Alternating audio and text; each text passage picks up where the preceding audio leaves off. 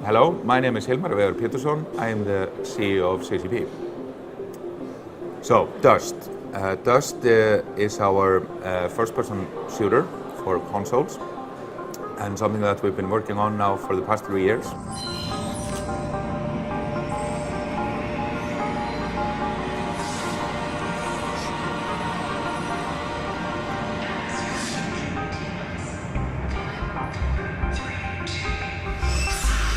One of the more interesting things about it is that it is connected to EVE Online, the PC massively multiplayer online game.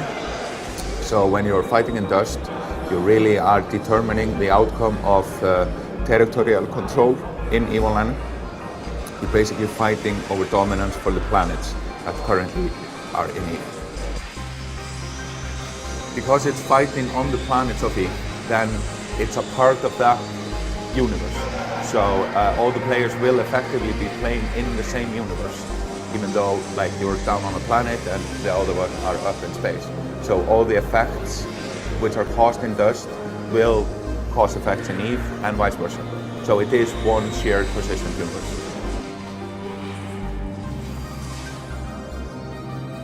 The idea is a little bit to capture the people that are interested in the EVE Online universe and the EVE Online idea, but don't necessarily want to play the PC MMO, which is, we rather would want to add that different experience into the mix rather than change the PC MMO, because there's a lot of people that love playing that. Well, there are 50,000 planets in EVE, and not all of them are inhabitable. Some of them are large gas giants, and you wouldn't really be able to walk there if you were a human.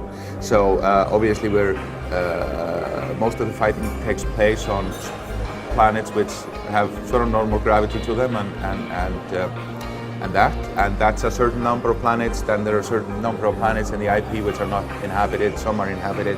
So when you are fighting over something that's obviously something that's populated and have some infrastructure. So that is something we're now currently sort of tuning inside the EVE Online universe, what planets have those parameters and where you can fight on them.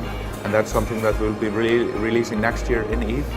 So we don't really have concrete maps of where you will be able to fight, but that's something we will be able to see sort of as EVE upgrades its sort of planets and other celestial objects throughout next year. We're mainly focused on our social networking website called Cosmos. So both EVE players and Dust players will be able to sort of interact together through Cosmos. I don't think there makes a lot of sense for them to be interacting in real time while you are fighting on the planet and flying in space. But there's certainly going to be a lot of communications involving planning and preparation and sort of the political spectrum of EVE.